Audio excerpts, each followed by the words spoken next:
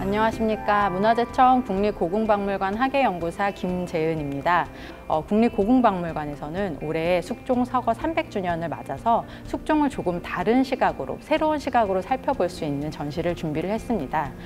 저희 전시는 크게 총 3개의 주제로 준비가 되어 있습니다. 첫 번째 주제에서는 숙종의 탄생의 배경이라든지 숙종이 강력한 왕권을 행사하게 되었던 그런 정치적인 측면들을 조금 살펴보는 그런 주제로 구성이 되어 있고요. 두 번째는 이렇게 확립된 왕권을 바탕으로 해서 숙종이 왕실의 정통성을 확립해 가면서 자신의 어떤 통치의 기반으로 삼고자 했던 그런 측면들을 조명을 했습니다.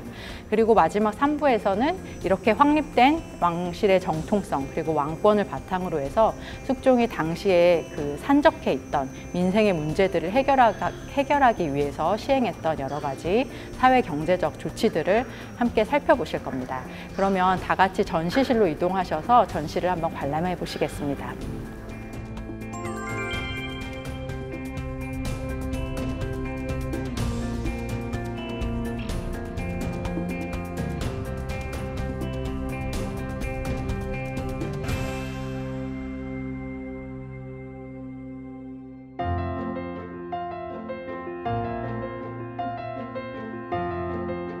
일부의 주제는 왕으로 태어난 사람입니다. 숙종이 왕으로서 어떤 출생 배경을 가지고 태어났는지, 그리고 숙종의 재위 기간 동안 강력한 왕권을 행사했던 부분을 관련된 유물로 살펴보고 있습니다. 숙종은 즉위하자마자 굉장히 강한 국왕의 모습을 보여주게 되는데요. 이렇게 숙종이 강한 국왕권을 행사할 수 있었던 그 근거는 숙종의 출생의 배경에서도 찾아볼 수 있을 것 같습니다. 숙종은 아버지 현종 그리고 어머니 명성황후의 외아들로 태어났습니다. 왕세자, 왕자라고 하면 당연히 아버지가 왕이고 어머니가 왕비였을 것이라고 생각을 하지만 이렇게 태어나면서부터 아버지가 왕, 어머니가 왕비였던 경우는 조선 왕조 전체를 통틀어서 굉장히 드문 경우였습니다. 그래서 숙종은 이런 흔들림 없는 그런 정통성을 태어나면서부터 누리고 있던 사람이었고, 그것을 근거로 해서 굉장히 자신감 있게 왕권을 행사할 수가 있었습니다. 숙종대의 이런 정치적 상황, 그리고 숙종이 강한 왕권을 행사했던 이런 부분들을 관련된 유물을 통해서 함께 살펴보시도록 하겠습니다.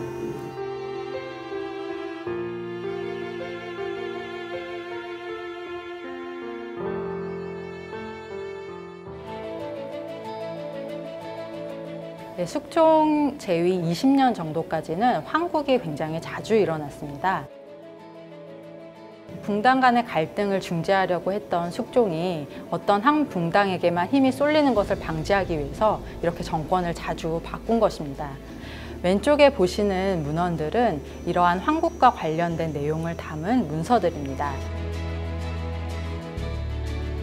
한때의 공신이 나중에는 또 역적이 되기도 하고 이렇게 지위가 계속해서 변하게 되는데 숙종대에 이렇게 빈발했던 황국 그리고 정치적인 변동을 잘 보여주는 자료들이라고 할 수 있을 것 같습니다. 이런 격렬한 정치적인 그 정쟁을 끝내고 이제 숙종은 1694년에 탕평교서를 발표해서 권력을 국왕에게 집중시키고 전국을 안정시키려고 했습니다. 왼쪽의 현판은 숙종이 직접 지은 글을 신하들에게 전달한 내용을 새긴 현판입니다. 당쟁의 폐해를 경계하면서 군주에 대한 충성심을 강조하는 그런 내용을 담고 있습니다. 이와 같은 내용을 담은 그림이 또 전해지고 있는데요.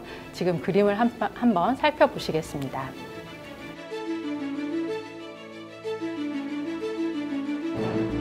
네, 제갈량은 우리에게 제갈공명으로도 친숙한 중국의 명신하였죠. 지금 이 그림은 보시는 것처럼 제갈공명의 모습을 묘사를 하고 있는데요. 1694년에 숙종은 이 그림을 그리게 하고 이 그림 상단에 있는 시를 직접 써서 붙였습니다. 시의 내용을 살펴보면은 제갈량의 어떤 능력이라든지 신하로서의 충성심을 강조하면서 이런 신하를 자신도 만나서 세상을 함께 다스려보고 싶다라고 하는 희망을 담고 있는데요. 아마 이러한 글을 통해서 숙종은 신하들에게 충신이 되라고 하는 그런 독려를 하고 있었던 것이 아닌가 싶습니다. 자, 그럼 2부로 이동하셔가지고 숙종이 왕실의 정통성을 세우기 위해서 했던 그런 자취들을 함께 따라가 보겠습니다.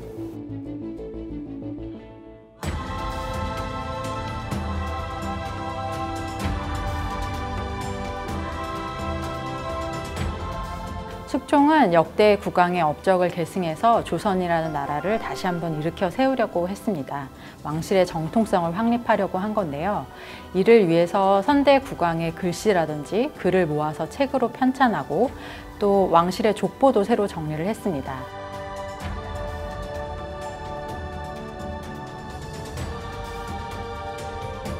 그리고 이러한 문헌들을 보관하기 위해서 규장각을 설립을 했는데요.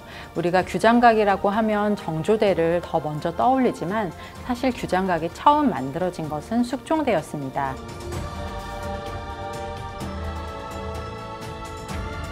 저희 전시에서 특이한 점 중에 하나가 숙종대 전시인데 태조, 조선을 건국한 태조의 흔적을 많이 찾아볼 수 있다는 점일 것입니다.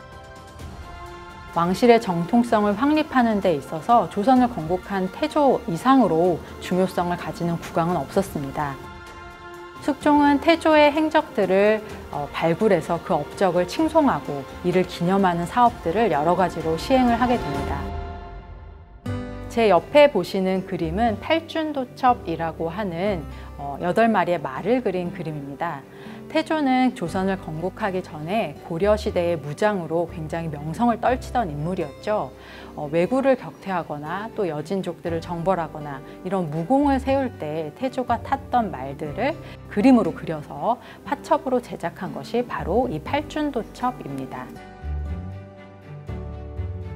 팔준도첩은 원래 세종 때에 그 태조의 업적을 칭송하기 위해서 안견이라고 하는 화가에게 명해서 그림을 그리도록 한 적이 있었는데 전란 중에 불에 타버리고 없어져 버렸습니다.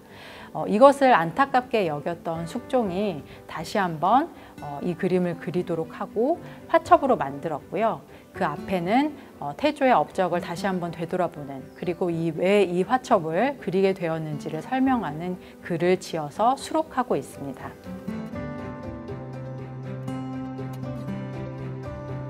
그 중에서 한 마리 말을 좀 더 자세히 살펴보시겠는데요.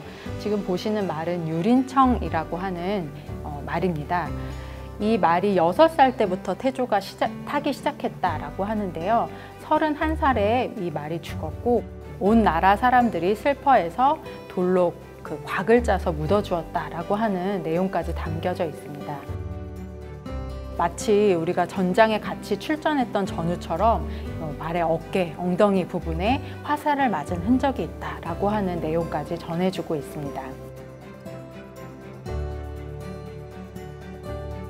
숙종은 태조가 왕위에 오르기 전에 머물렀던 장소들을 기념하는 사업들도 진행을 했는데요. 그 중에 한 가지를 다음 유물을 통해서 살펴보시겠습니다.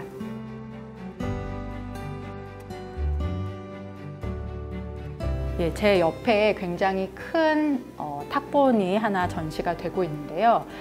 이 유물은 숙종이 1693년에 개경을 방문했을 때 태조가 머물렀던 경덕궁이라고 하는 장소를 방문해서 태조의 어떤 건국의 업적을 칭송하는 글을 짓고 이 글을 비석에 새겨서 경덕궁에 세우도록 한 것의 탁본입니다. 오른쪽에 보시면은 건연, 작년에 중우, 다시 만났다, 용비세라고 되어 있는데요. 이 용비라고 하는 것은 용이 날아올랐다라고 해서 그 왕조가 새로 열린 것을 의미합니다. 즉 작년에 왕조를 개창한 그 해를 다시 만났다라고 하는 뜻인데요. 이것은 1692년에 조선 왕조가 건국된 지 300주년을 맞이했다라고 하는 의미를 담고 있는 내용입니다. 왕업이 새로 열린 것을 다시 한번 되돌아보면서 그 왕업의 위대함을 회고하는 내용을 담고 있다라고 할 수 있겠는데요. 숙종은 태조가 행했던 이런 여러 가지 업적들을 따라 행함으로써 그런 창업주의 위대함을 자기 자신에게 옮겨오려고 노력을 했습니다. 자, 그러면 이렇게 확립된 정통성을 바탕으로 해서 숙종이 어떠한 사회 경제적 조치들을 시행했는지 다음 주제로 이동해서 살펴보도록 하겠습니다.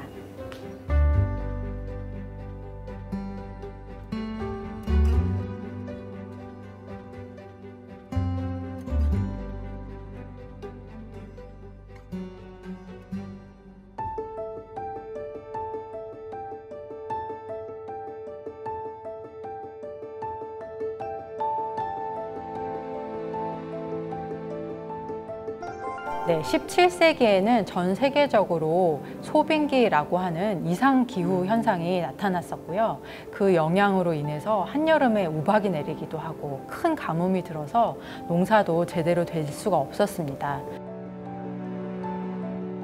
이렇게 어려웠던 시기였던 만큼 숙종은 민생을 살피기 위해서 굉장히 많은 노력을 기울였는데요.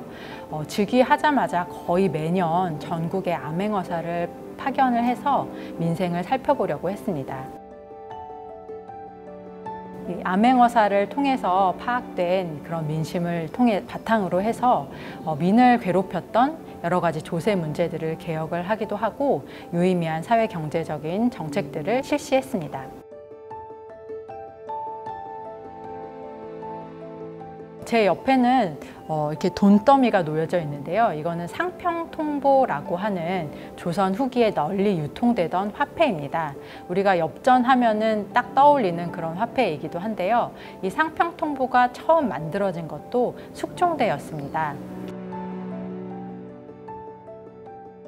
지금 보시면 옆에 나뭇가지 모양이 보일 텐데요. 이렇게 나뭇가지 모양의 거푸집을 만들어서 거기에다 쇳물을 부어서 돈을 찍어냈다라고 합니다. 우리가 흔히 알고 있는 엽전이라는 용어가 바로 여기서 유래된 말이라고 전해집니다.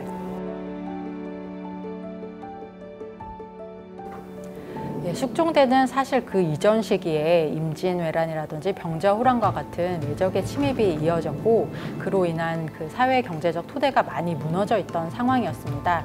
때문에 국방력을 강화하는 문제 역시 숙종이 굉장히 역점을 기울였던 분야 중에 하나였는데요. 잠시 이동하셔가지고 관련된 유물을 한번 살펴보시겠습니다.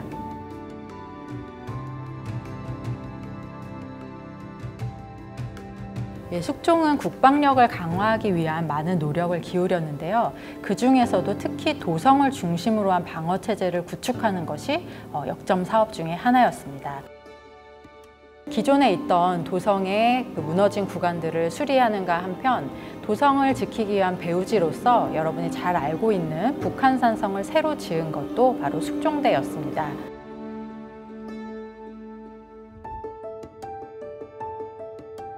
제 왼쪽에 있는 현판은 숙종이 북한산성을 짓기로 결정하면서 그 결심을 담은 글, 그리고 북한산성이 완성되고 나서 북한산성에 행차했을 때 완성된 북한산성을 바라보면서 지은 6수의 시를 담은 현판입니다.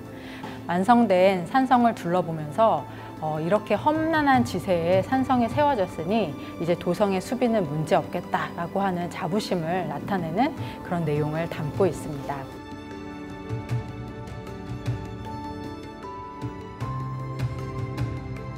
수도 방어 체제는 이후에 영조나 정조 등 숙종을 계승한 국왕들에 의해서도 계속해서 이어지게 되는데요. 이후에 영조대에는 북한산성과 한양도성을 연결하는 탕춘대성을 이제 만들어서 이 수도 방어 체제를 완성을 하게 되고 이후 정조도 화성을 추가로 지으면서 수도를 중심으로 하는 방어 체제가 조선 후기 방어 체제의 기틀을 형성하게 됩니다. 이렇게 해서 숙종대왕 호시절의 테마 전시를 다 같이 둘러보셨습니다. 모쪼록 이번 전시가 숙종에 대해서 기존에 알고 있던 이미지와는 조금 다른 새로운 해석을 제공하는 계기가 되었으면 좋겠습니다. 저희 홈페이지에 가보시면요, 오늘 둘러본 유물들 이외에도 더 많은 자료들과 유물들에 대한 사진과 설명들을 만나보실 수 있고요. 또 전시장에서 소개하고 있는 각종 영상들도 확인해 보실 수 있습니다. 저희 전시는 오는 7월 19일까지 이어지거든요. 앞으로도 계속해서 많은 관심을 부탁드리겠습니다. 감사합니다.